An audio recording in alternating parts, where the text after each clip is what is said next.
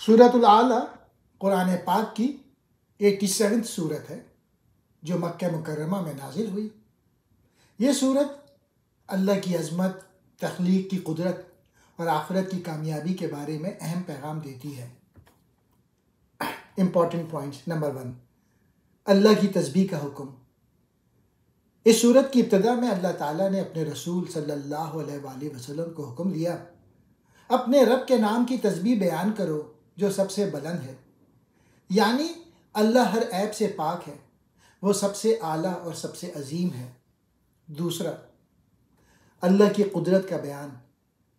اللہ تعالیٰ اپنی عظمت اور قدرت کا ذکر کرتے ہیں اور فرماتے ہیں کہ اللہ نے ہر چیز کو پیدا کیا اور اسے ایک خاص ترتیب دی۔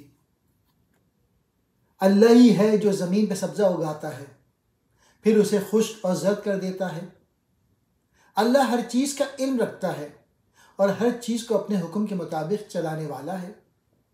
تیسرا پوائنٹ، قرآن کی تعلیم۔ اللہ تعالیٰ فرماتے ہیں کہ قرآن وہ عظیم کلام ہے جو نبی کریم صلی اللہ علیہ وآلہ وسلم کے دل پر نازل کیا گیا ہے، اور اللہ اسے یاد رکھنے میں آپ صلی اللہ علیہ وآلہ وسلم کی مدد کرے گا۔ آپ صلی اللہ علیہ وآلہ وسلم بھولیں گے نہیں، سوائے اس کے جو اللہ چاہے۔ اس میں اللہ کی حکمت ہے۔ چوتھا پوائنٹ، آخرت کا ذکر۔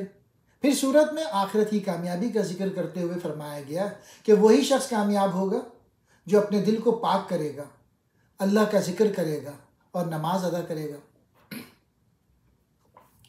پانچواں، دنیا اور آخرت کا موازنہ۔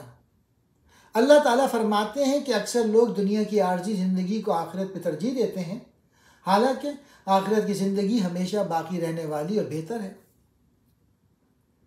چھٹا، پچھلے صحیفوں کا ذکر۔